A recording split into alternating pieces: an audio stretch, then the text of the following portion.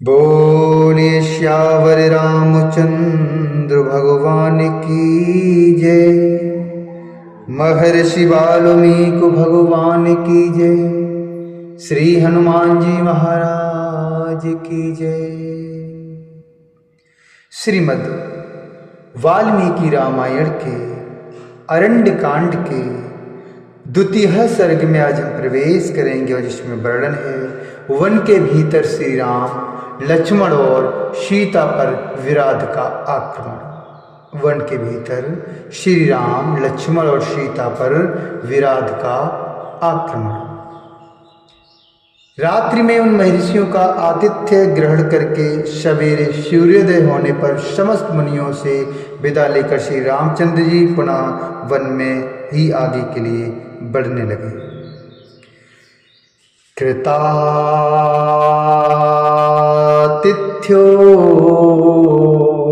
अथ रामस्तु। कृतातिथ्यो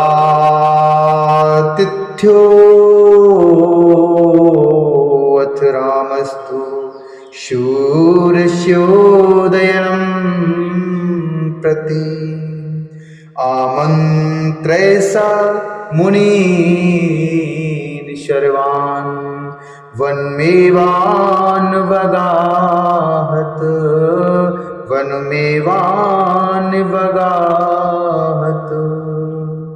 नानामृगिगणा कीर्णमृच्छ शार्दूलसेवितं ध्वस्तवृक्षलतागुल्मं दुर्धर्षसलिलाशयम्।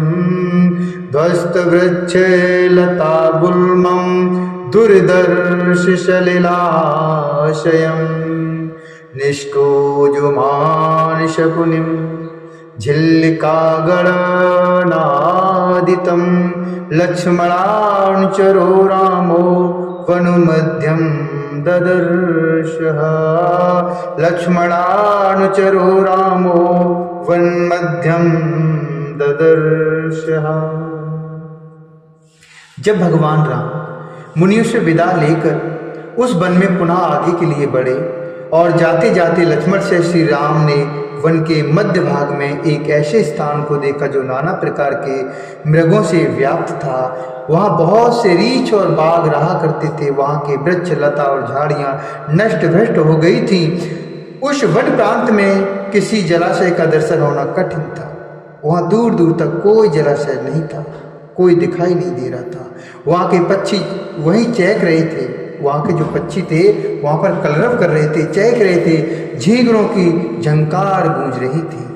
भयंकर जंगली पशुओं से भरे हुए उस दुर्गम वन में सीता के साथ श्री रामचंद्र जी ने एक नरभक्षी राक्षस को देखा जो पर्वत शिखर के समान ऊंचा था और उच्च स्वर से गर्जना कर रहा था। उसकी आंखें गहरी, गवीराक्षम महावक्त्रम विकटम विकटोदरम बीभत्सम विषमम दीर्घम विकृतम घोर दर्शनम। उसकी जो आंखें थी बहुत गहरी, मुंह बड़ा था, बहुत बड़े आकार में था, आकार विकट और पेट विकराल था। वह देखने में बड़ा भयंकर, घृणित, बेडौल, बहुत बड़ा और विकृति वेश से युक्त था। उसने खून से भीगा और चर्बी से गीला व्याघ्र चर्म पहन रखा था। समस्त प्राणियों को त्रास अर्थात दुख पहुंचाने वाला वह राक्षस यमराज के समान मुंह बाए खड़ा हुआ था। वह एक लोहे के सूल में 3 सिंह, 4 बाघ, 2 भेड़िए, 10 चितकबरे हिरण और दांतों सहित एक बहुत बड़ा हाथी का मस्तक, बहुत बड़े हाथी का मस्तक जिसमें चर्बी लिपटी हुई थी, गांथ कर जोर जोर से दहाड़ रहा था। श्री राम लक्ष्मण और मिथिलेश कुमारी सीता को देखते हुए क्रोध में भरकर भैरवनाद करके पृथ्वी को कंपित करता हुआ उन सब की ओर उसी प्रकार दौड़ा जैसे प्राणांतकारी काल प्रजा की ओर अग्रसर होता है। जैसे प्राणांतकारी काल प्रजा की ओर अग्रसर होता है। वह विधेय नंदिनी सीता को गोद में लेकर कुछ दूर जाकर खड़ा हो गया। फिर उन दोनों भाइयों से बोला, तुम दोनों जटा और चीर धारण करके भी स्त्री के साथ रहते हो और हाथ में धनुष बाण और तलवार लिए दंडक वन में घुसाए हो, अतः जान पड़ता है तुम्हारा जीवन चीड़ हो चला है, तुम्हारा जो जीवन है वो चीड़ हो चला है, ऐसा उस व्राद ने कहा। तुम दोनों तो तपस्वी जान पड़ते हो, फिर तुम्हारी युवती स्त्री के साथ रहना कैसे संभव हुआ? अधर्म परायण पापी तथा मुनि समुदाय को कलंकित करने वाले तुम दोनों कौन हो?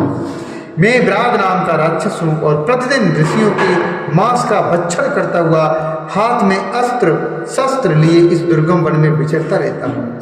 यह स्त्री बड़ी ही सुंदर है, अतः मेरी भार्या बनेगी और तुम दोनों पापियों का मैं युद्ध स्थल में रक्तपान करूंगा, और तुम दोनों पापियों का मैं युद्ध स्थल में रक्तपान करूंगा। ऐसा व्राद ने भगवान श्री राम और लक्ष्मण से कहा।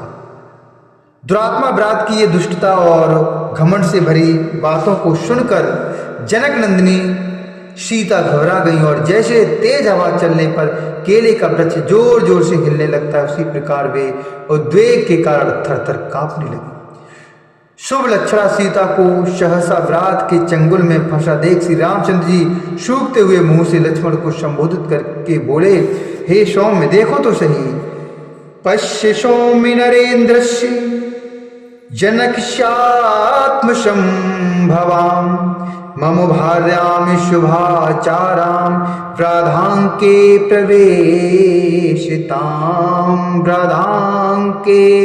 प्रवेशिताम।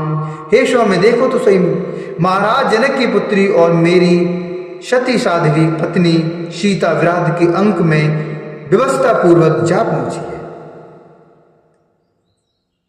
अत्यंत सुख में पली हुई श्री राजकुमारी सीता की अवस्था, हाय कितने कष्ट की बात है।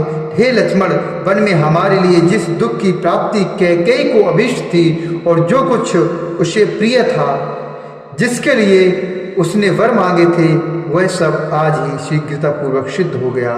तभी तो वह दूरदर्शिनी कैकेयी अपने पुत्र के लिए केवल राज्य लेकर नहीं संतुष्ट हुई थी, जिसने समस्त प्राणियों के लिए प्रिय होने पर भी मुझे वन में भेज दिया, जिसने समस्त प्राणियों के लिए प्रिय होने पर भी मुझे वन में भेज दिया, वह मेरी मझली माता कैकेयी आज इस समय सफल मनोरथ हुई है।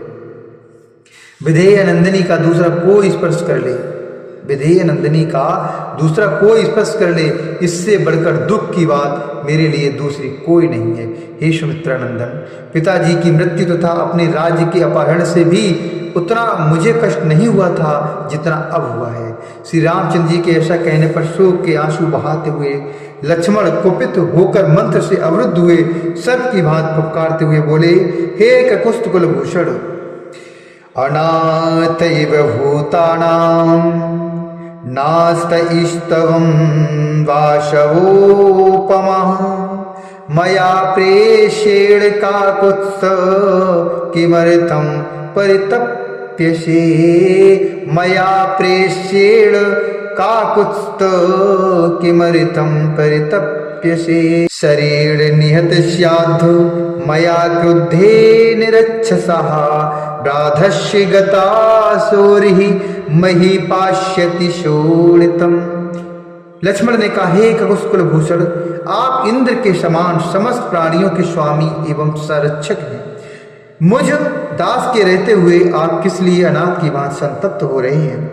मैं अभी कुपित होकर अपने बाण से इस राक्षस का वध करता हूँ। आज यह पृथ्वी मेरे द्वारा मारे गए प्राण शून्य व्रात का रक्त पिएगी। आज यह पृथ्वी मेरे द्वारा मारे गए प्राण शून्य व्रात का रक्त पिएगी। राज की इच्छा रखने वाले भरत पर मेरा जो क्रोध प्रकट हुआ था, उसे आज मैं विराट पर छोड़ूंगा, उसे आज मैं विराट पर छोड़ूंगा, जैसे वज्रधारी इंद्र पर्वत पर अपना वज्र छोड़ते हैं। मेरी भुजाओं के बल के वेग से वेगवान होकर छूटा हुआ मेरा महान बाण आज विराट के विशाल वक्षस्थल पर गिरे, इसके शरीर से प्राणों को अलग करे, तत्पश्चात यह विराट चक्कर खाता हुआ पृथ्वी पर पड़ जाए। इत्यार्षे श्रीमद् रामायणे वाल्मीकि आदि काव्य अरण्य कांडे द्वितीयः सर्गः। इस प्रकार श्री वाल्मीकि अमृताश्रमण के अरण्य कांड में इस प्रकार श्री वाल्मीकि मृताश्रावण आदि के अरण्य कांड में दूसरा सर्ग पूरा हुआ। बोल श्यावर रामचंद्र भगवान की जय। श्री हरि नारायण भगवान की जय।